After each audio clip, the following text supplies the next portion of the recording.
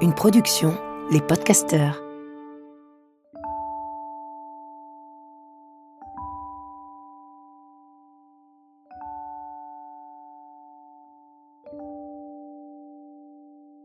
Bonjour.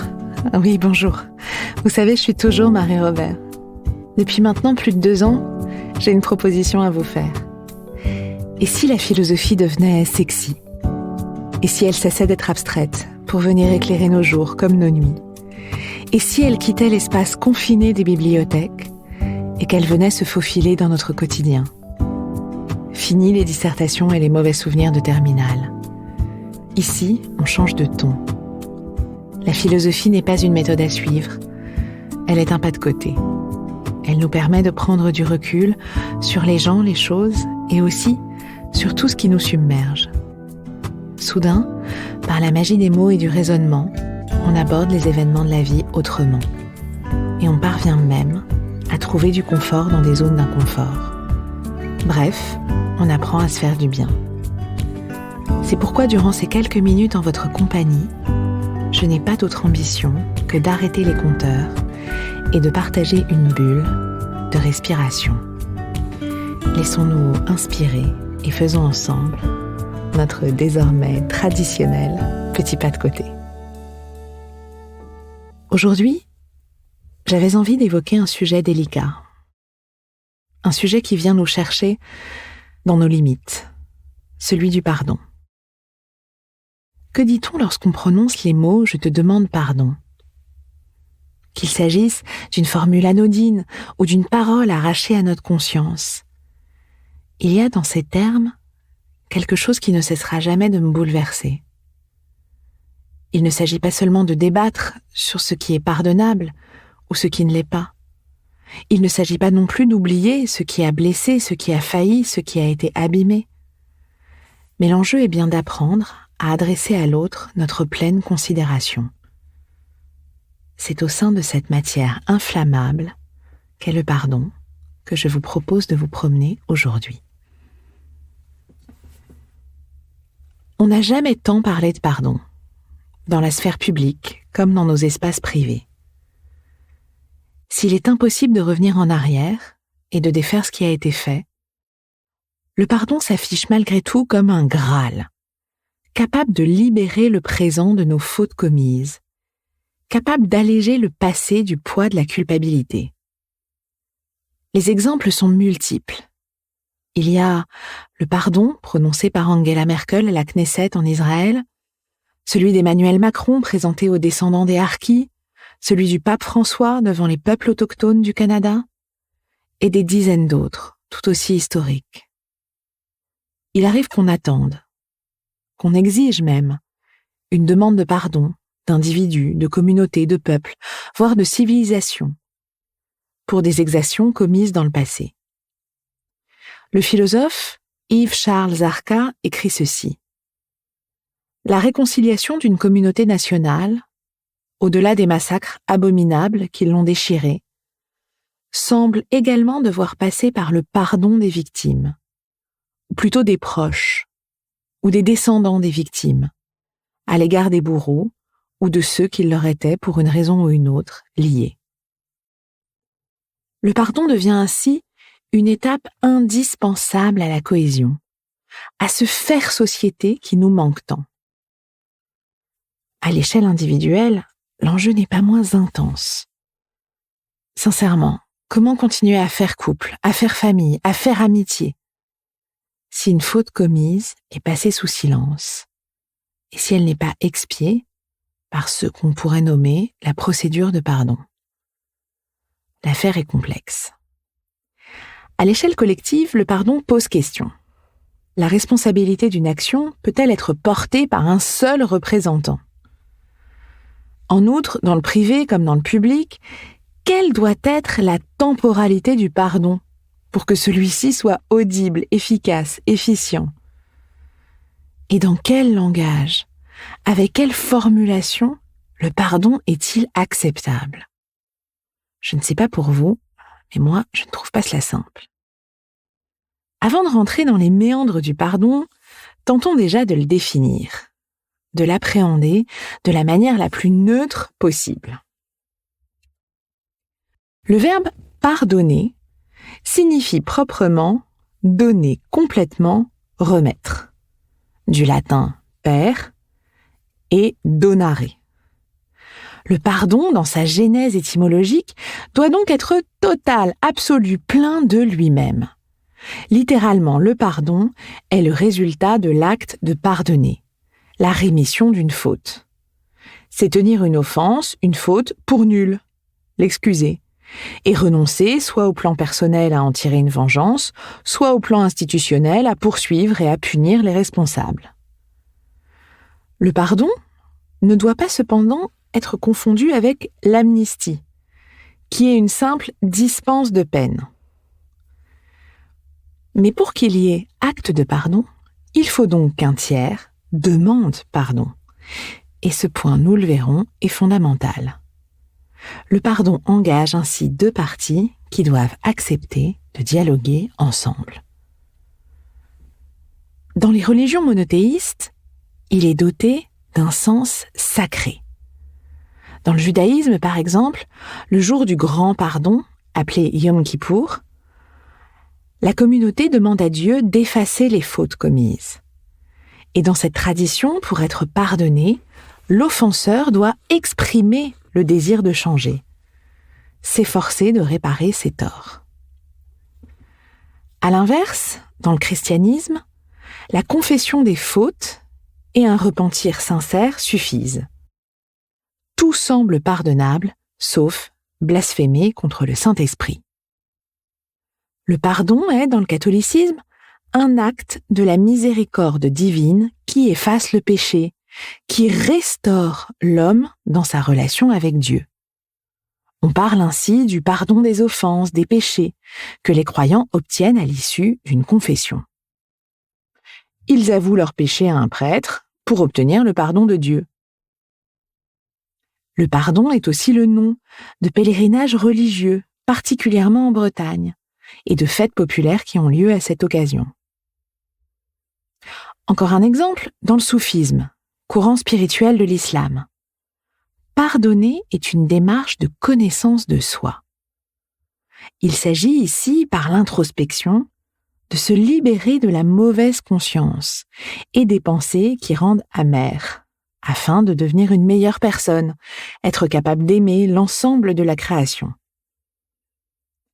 Vous le voyez, les démarches sont différentes. Elles impliquent des changements culturels majeurs. La communauté dans le judaïsme, la confession dans le christianisme, l'introspection dans le soufisme. Mais quel que soit l'angle, la religion se positionne par rapport au pardon. Car au fond, la religion se positionne par rapport à la faute, pilier, avouons-le, constitutif de la vie. S'il y a existence, il y a faute. S'il y a faute, il doit y avoir pardon. Mais alors, est-ce qu'on doit abandonner cette notion au registre religieux ? Est-ce qu'on peut parler du pardon en philosophe ? Dans un article passionnant nommé « Le pardon, notion philosophique ou religieuse », Jacques Rico met en lumière un élément incroyable.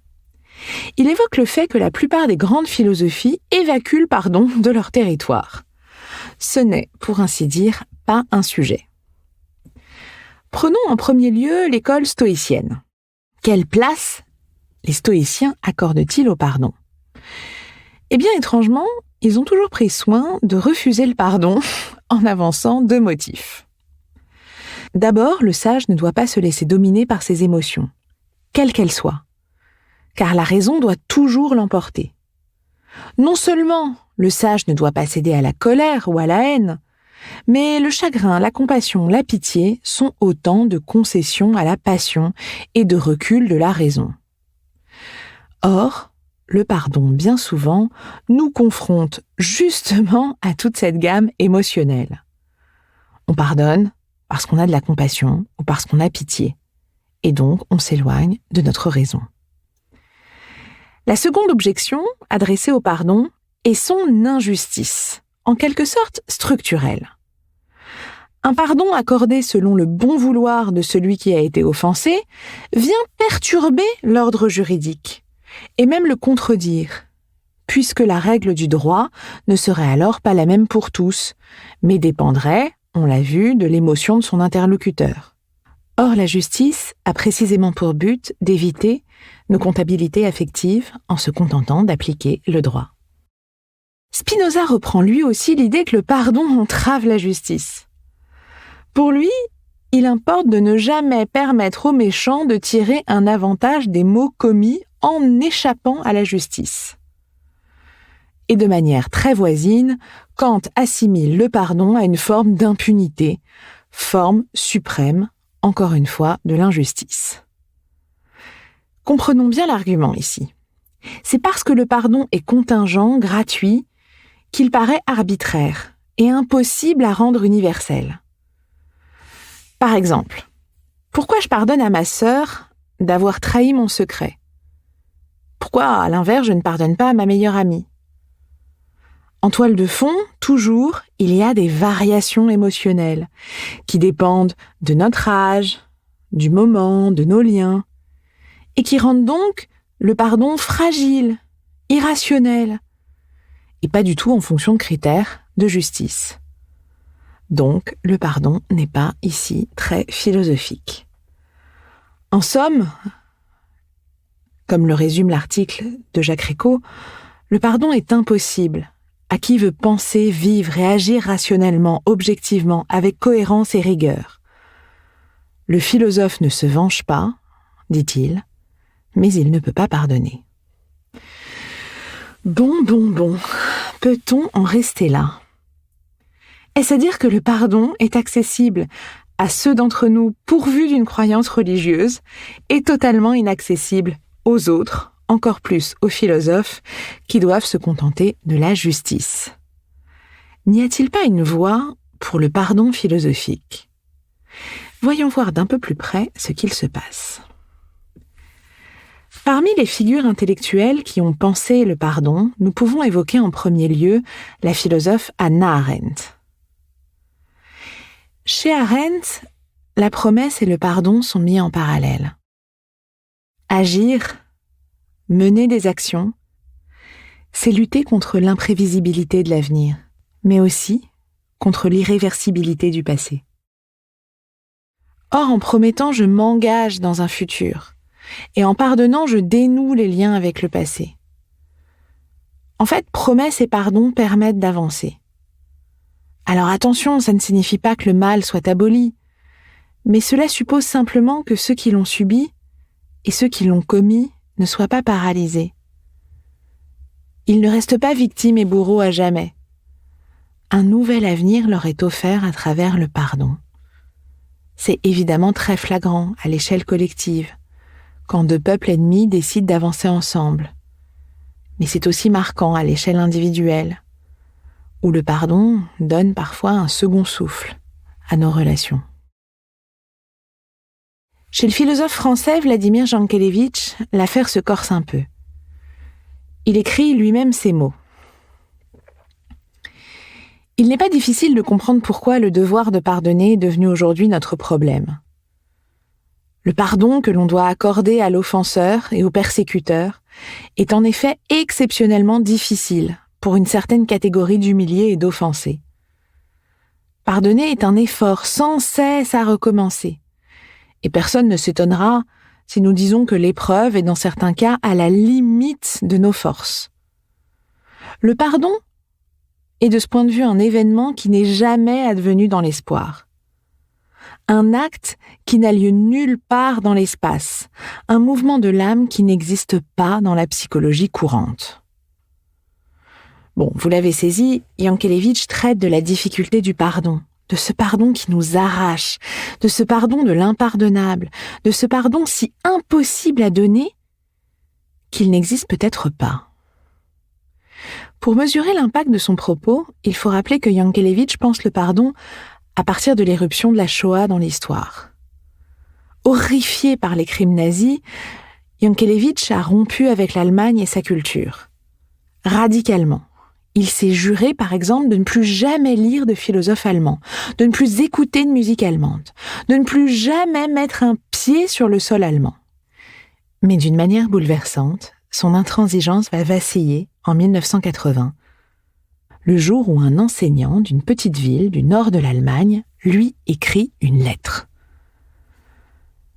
Lorsque Wiard Ravling adresse sa lettre, rédigée en français, à Vladimir Yankelevitch, il est à peu près convaincu qu'il n'aura pas de réponse. Il ne croit pas pouvoir incarner celui qui pourrait conduire Yankelevitch à briser le vœu qu'il s'est imposé à lui-même de ne pas écrire à un Allemand. Ravling explique sa démarche. « Je voulais juste attirer l'attention de Yankelevitch sur le fait que la langue qu'il est n'est pas seulement la langue des meurtriers, mais aussi celle de nombreuses victimes. » Ravling va plus loin encore dans sa lettre et invite le philosophe à venir chez lui, comme chez une vieille connaissance. Il écrit ces mots. « Si jamais, cher monsieur Yankelevitch, vous passez par ici, sonnez à notre porte et entrez. » Voilà que quelques semaines plus tard, Ravling reçoit une réponse de Yankelevitch. « Je suis ému par votre lettre. J'ai attendu cette lettre pendant 35 ans. » S'ensuivra une correspondance émouvante entre les deux hommes. Ces échanges ne rendront pas plus audibles les crimes contre l'humanité, bien entendu, qui nous entraînent vers des abîmes insondables, mais ils permettront l'échange individuel entre deux hommes face à face. Yankelevitch insiste sur la signification du vrai pardon, en opposition aux faux-semblants, qui ne sont pas des pardons. Les faux-semblants sont de deux sortes. Ceux qui souffrent de l'usure temporelle, en gros, on pardonne parce qu'on a fini par oublier les faits. Ceux qui réduisent la gravité des faits par l'excuse. En somme, c'est quand on trouve des circonstances atténuantes qui réduisent l'importance du pardon. Pour Yankelevitch, le vrai pardon n'a rien à voir avec tout cela. Le vrai pardon est accordé en vertu du crime qu'on accepte de regarder en face. Cette idée de regarder en face est aussi le fondement de ce qu'on appelle la justice restaurative. Le concept de justice restaurative, appelé parfois justice réparatrice, a pour but d'associer, en complément de la réponse juridique, un auteur d'infraction pénale et une victime. En fonction des cas, diverses modalités sont possibles, mais l'idée est toujours d'envisager ensemble les conséquences de l'acte, et le cas échéant, de trouver des solutions pour le dépasser, dans un objectif de rétablissement de la paix sociale. La France n'est pas la seule ni la première à s'être engagée sur cette voie. Des expériences de justice restaurative ont été menées de longue date au Canada, en Grande-Bretagne, en Australie, en Nouvelle-Zélande, en Norvège, aux États-Unis, au Japon ou encore en Belgique. Nul besoin d'attendre le procès, la rencontre restaurative peut intervenir dès le lendemain des faits, ou alors, à l'inverse, des années après, qu'il s'agisse d'un simple vol, d'une affaire de mœurs, d'un assassinat. À l'origine, ces mesures étaient plutôt destinées aux mineurs. L'objectif était d'éviter une sanction brute pour l'enfant et de privilégier une mesure éducative, plutôt qu'une simple logique de répression. L'offense n'étant plus seulement un fait passible d'une sanction, mais un phénomène dynamique que l'on doit considérer du point de vue des personnes affectées.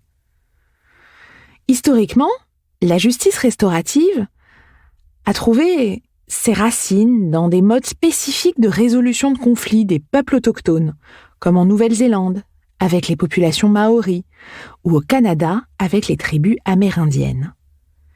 Ces groupes se retrouvaient parfois sous la tutelle d'un juge itinérant, garant du droit, pour décider ensemble de la meilleure façon de régler le conflit, pour continuer à vivre ensemble, même après un acte traumatisant pour la société. En fait, la justice restaurative est une réponse possible aux différentes objections que nous avons parcourues jusqu'ici. Vous l'avez sans doute remarqué, dans la justice restaurative, le travail de la justice demeure. On évite de céder à l'émotionnel, la justice fait son travail. Mais elle se retrouve complétée par un travail de fond qui donne aux individus victimes et coupables la possibilité d'un espace d'échange. Car si la réponse du droit dans une affaire pénale est indispensable, est indiscutable, il demeure chez les auteurs d'infractions et chez les victimes le sentiment que la tombée du rideau judiciaire ne règle pas tout. Pourquoi moi ? Pourquoi toi ? Qu'aurais-je dû faire pour que cela n'arrive pas ? Comment vais-je renouer des relations avec mes proches après un acte inacceptable ? Autant de questions à adresser, rendues possibles par cet espace qu'est la justice restaurative. Ces procédés précieux font écho à la pensée de Paul Ricoeur, autre auteur du pardon. Tout pardon est difficile, écrit-il. Mais on ne peut se cantonner à la justice. Pour Paul Ricoeur, l'acte symbolique de juger conserve tout de même une dimension punitive. Et cette punition constitue pour la victime le support d'une sorte de vengeance civilisée. La justice restaurative est le fondement de la paix sociale, car elle ouvre sur une reconnaissance. Elle ouvre sur la possibilité de demander pardon, de se lier pour se libérer. À l'échelle sociétale, comme à l'échelle individuelle, cette étape, c'est au-delà de la justice, semble incontournable pour continuer à avancer. Avancer ensemble, tant bien que mal.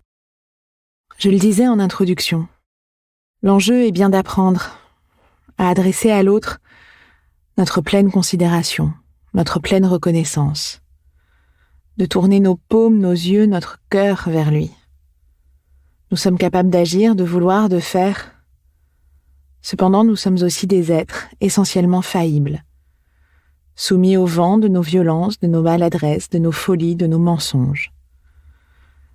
Demander pardon, c'est faire état de ces lieux sombres.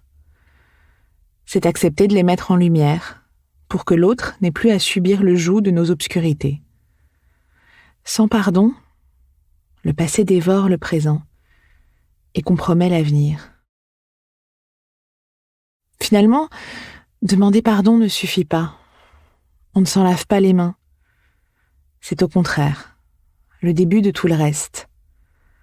Peut-être la genèse d'un dialogue, aride, ardu, mais jamais vain. C'est aussi le terreau d'une action, d'une transformation possible, d'un changement dans nos relations. Il faut du courage pour demander pardon, pour revenir sur des épisodes qu'on préférerait tellement nier. Il en faut de la force pour oser admettre qu'on a chuté, qu'on a ressemblé à ce qu'on ne voulait pas être. Et il en faut encore plus pour accepter de recevoir un pardon. Mais rappelons-nous que le silence dévore bien plus que n'importe quel mot. Je vous souhaite d'oser demander pardon et peut-être d'oser l'accorder dans cet espace de lumière cru, aride qu'est la nature humaine. Je vous remercie infiniment pour votre écoute. N'oubliez pas qu'ici, il n'est pas question de leçon, mais juste d'une proposition, d'une hypothèse qu'il vous appartient de confirmer ou non. On se retrouve dans 15 jours. En attendant, n'oubliez pas de lire, d'oser et de vous rappeler qu'il n'y a rien de plus sexy que la philosophie.